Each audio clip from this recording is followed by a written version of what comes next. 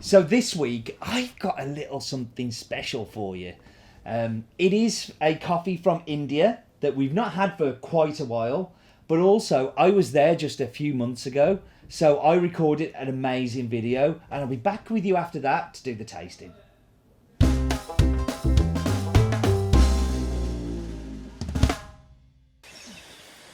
Okay, so I'm here on Balmaadi estate and I'm joined by Una. I'm going to let you do your full name because I haven't been able to do it once. So how do we pronounce your full name? I'm Namale Tyagarajan. Yeah, that's why it's Una to me. We're here on Balmaadi, which is, whereabouts in India are we? We are in the south of India, in the Nilgiris. It's called the Blue Mountains of India, and it takes its name from some shrubs and also the Kurinji flower. So that gives it in the Blue Mountains. And is this a typical area for growing coffee in? Is this, is it traditionally been a coffee area? Yes, it has been for about more than a century. Yeah. So tell me a little bit about how you came to be managing and looking after this beautiful estate here. It's from your husband's family originally, is that correct? Yes, that's right. Yeah. Around 2002, I started managing this coffee estate, and it is a family property. It was not efficiently or effectively cultivated for about 10 years, so it made it organic by default. So that helped me make the transition from a conventional coffee estate or from a conventional farm to a organic farm. So I got into the process of certification very early. So I was certified organic Demeter quite early, and that has been an advantage for me. But it also means that we've been practicing all these methods. It's just not by name. We've been practicing all the organic cultivation practices. You kind of come on to what was going to be my next question a little bit, is that you took over managing the farm and then you decided that you were going to be Biodynamic certified, which is like organics but a little bit extra. What made you come to that decision? I mean, did you do research of other ways of managing the farm and decided that was the best, or was it a personal thing? I attended a course on biodynamics in Kodaikanal conducted by Peter from New Zealand and Rachel and their whole team. So I found that it would be more economical because the inputs are very minimal, just 25 grams per acre. It's like homeopathic doses. So to manage a fairly medium-sized, I would say a medium-sized estate, it is easier when the inputs are smaller because to put in tons of compost or tons of any other input would be economically unviable given the present the scenario at that time. So I decided to go in for biodynamics, and it has worked for me. It is seen in the cup, and people appreciate the coffee for its quality, and we have won some awards, so that is also another feather in our cap and also a tribute to the coffee. And do you think it's because of those minimal inputs, minimal chemicals, minimal things from the outside coming in that the cup is so good, or do you think that's something that's always been here? Balmaadi has always been known for its coffee, the size of the bean and its flavor. So we do have good plant material that is essential, and also the inputs that we have put in are very minimal. I would say it is like a starter. Like you start, you make yogurt with a small bit of old yogurt, or you make bread with yeast. So instead of giving overdoses or inundating the farm with plenty of chemicals and other inputs, I think this in a way kind of teases the plant to absorb what it needs, the nutrition that it needs from the soil, from the atmosphere. And the plants may yield not very big quantities, but it will yield efficient quantities to keep it, going for several years, and also maintain the quality. That's what is important. You keep maintaining the quality, and you have an average yield for several years. For somebody that doesn't know so much about biodynamic farming, like me and like the people watching, what does it mean you have to do differently? What are the major things that you would do as opposed to conventional farming?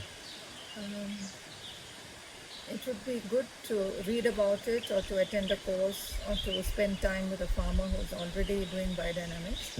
Then you get an idea of what you need to do, and you could go step by step and apply it to your farm, to put in the BD preps and to make the CPP, to make So BD preps are biodynamic preparations that need to be spread on the farm. Yes, and then the CBD is from the cow. from the cow, so that's the manure and the preparation there. Yeah, so these preps are made from flowers. You have yarrow, chamomile, dandelion, and we have the oak bark, stinging nettle. They are prepared in such a manner, they are digested, and they have all the elements that are needed for the plants. Then we add it to our CPP, to the compost. So it gets inoculated with all the essential elements. The CPP is cow pack pit, which is the dung of the cow, of the lactating cow preferably, and we put it into pits and add about 1 gram each of these BD preps, 502 to 507, which is also used in the compost. So when we prepare the compost, we put in 1 gram each into a large, maybe 10-15 feet compost, just 1 gram each. So it is like a starter, and that as the compost digests, this also gets absorbed and becomes part of the compost, and that energy is transferred to the whole compost. And then when we apply it to the plants also take it as they need it. So the farm here is around about 250 hectares, is that right? About 140. 140 hectares. Yeah, 140. And then you've got not just producing coffee. So tell us about some of the other things you grow on the farm. Not necessarily commercially, but because you want to grow these things. Yeah. So as all Indian coffee is grown under shade, we also have a lot of shade trees. And the two levels of shade. The lower level is about 5 to 10 feet, and the upper level goes about 30-40 feet or even above that. So we try to choose plants which will give us a good yield of which is beneficial for people living on the farm. Like we have orange, citrus, then grapefruit, and we also have other, like a cinnamon that we harvest the bark. Mostly this is used locally, and it's also some fun for the people, and otherwise they're always just dealing with coffee. So it's some diversion for us. The other minor crops that we have are cardamom and tea, cinnamon and stevia. We have some avocado as well. So this is of course the trees are very varied, and this would give you an idea of what we grow. I'm going to show you some pictures on the screen now of just some of the shade that's on this farm, and I've visited many farms with shade, but never with quite as much shade as here, which is fantastic to see. But how does that affect productivity? Because obviously we know that the plant needs sunlight. Do other farms in the region have less shade than you, but perhaps not such a tasty cup? Or everybody, all coffee farmers do maintain shade. Yeah. There is a practice that if you need a good crop that year, you lift the shade. That is, you cut the shade, then you get in more sunlight, and then you get a good yield. And but we try not to do that. We are more prudent, I would say, in managing the shade. The shade is very essential as it acts as a barrier for rain. Otherwise the rain would fall very heavy on the soil and we would lose our topsoil. Yeah, now talk to me a little bit about those monsoon rains, because when they come, they're ferocious, aren't they? They're really strong. It's this year. Till last year we did have heavy rains, but it didn't do much damage. But this year we had heavy rains, about 8 inches, 10 inches, 12 inches, all in a week. So this did cause damage because the drops were also very heavy, and we have suffered some landslides, but it could have been worse if we didn't have the trees, the shade, and the weeds. We have a lot of weed cover. So this has protected our soil, and we have some damage, but it has been minimal. We have learned to get, we have understood how to manage it better with this experience.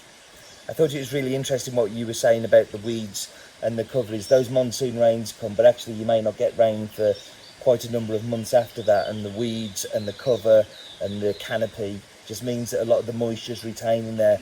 And it's quite distinctively cooler since we've been on the farm than anywhere else I've been since being in India, because of that moisture and coverage. You talked about the cow manure that you use to fertilise the plants, but part of biodynamics is allowing kind of like animals roaming to fertilise as well, so being amongst the trees. Give us a little insight into what animals you will find roaming around free on the farm. So we have the smaller ones like the jungle fowl, the rabbit, then and quite a lot of them as well, isn't there? It's we were walking around and I saw one of the fowls, and I've seen one of the deers as well, and we have barking deer. And then we of course have the porcupine. Then the little larger ones we have the leopard and bear, monkeys of course, hordes of them.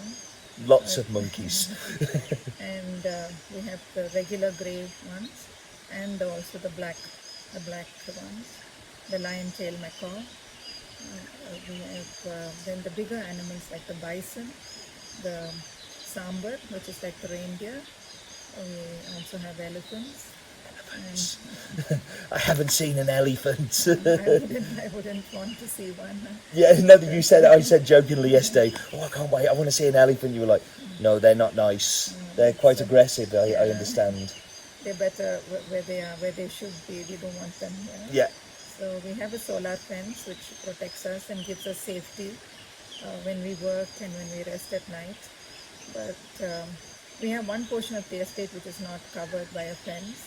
There we want to create a natural fence with stinging nettle, with cane, and with such natural barriers, which will give passage for the elephants and at the same time give us some protection. And you were saying that even with the fence, something like the reindeer and things like that, they work out how to get over it anyway and still come in. They jump more than 6 feet high. They come at great speed and they jump very high. We didn't expect it. We didn't plan for this. But now we have them inside, and it's like a zoo now. It's. I think if I was one of the animals outside, I'd want to come and move in here too as well, because it's just so beautiful. So the history of the estate is kind of long and full of like coffee related things. Do you see a future that is this the future for the estate now, that biodynamic farming and coffee farming is its future? Yes, we have come now. I've been doing this for more than 15 years. Earlier I had a plan for 10 years. Now I realize that it's an ongoing. There's no definite plan that you can have. We have challenges, no doubt, but that is part of everything that you do. And I think as people want to change from city life, they will seek to come back to the farm, to work with the soil, to work with plants, and that will bring a change in their quality of life and also in the energy of the farm.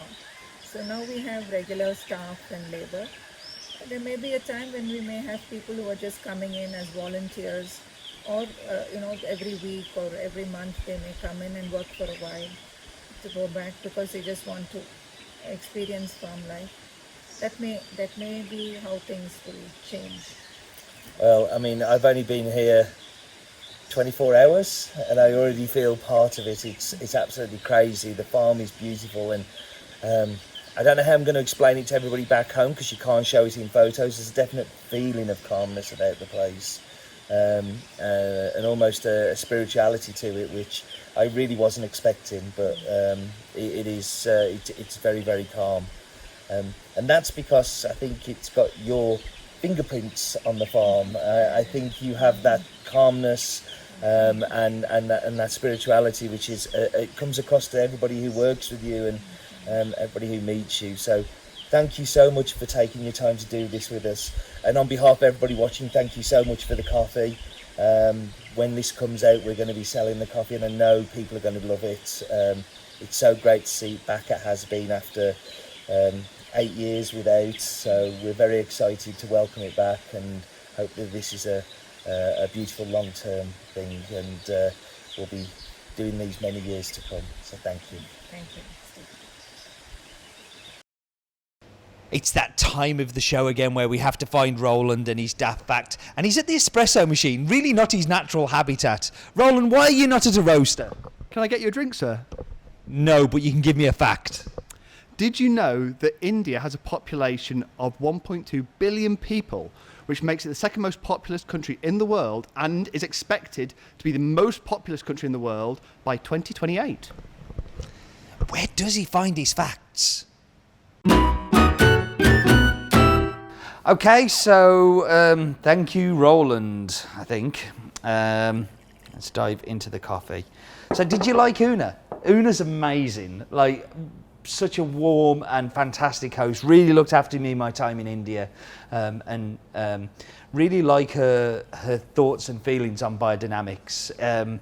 So many people, when they talk about biodynamics, it's very spiritual and it's very, it's everything to do with their life. And although Una is a very spiritual lady, it's not necessarily that's the reason she does it. She does it because it works for her land. So I thought it was really refreshing and really fun.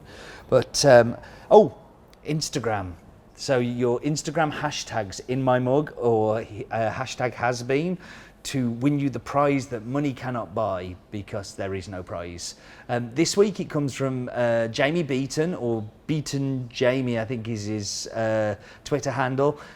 We've known Jamie for a while. He's been a big supporter of what we do here, and I'm tempted to visit Nepal. I'd like to go to Nepal. Your cup inspired me to want to go to Nepal. So thank you, Jamie, for your contribution and your continued support.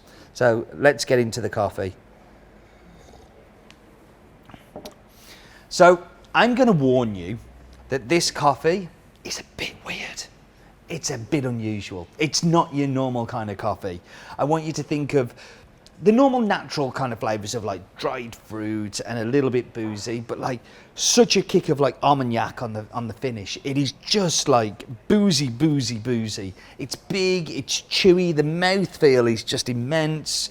It feels like I've made like 60 grams of coffee to 300 mils of water. It's so powerful and big and flavoursome, and I think you're going to love it. I know I definitely am, and I'm loving being able to work with Una again after 8 years of the coffee not being around. It's really exciting to have it back, and really excited to have a biodynamic coffee back on the list too. Right, so thank you for joining me as always, and do remember, life is too short for bad coffee.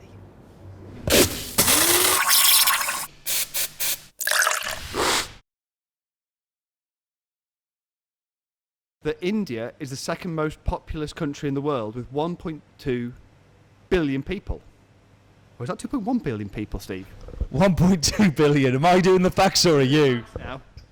We'll start again.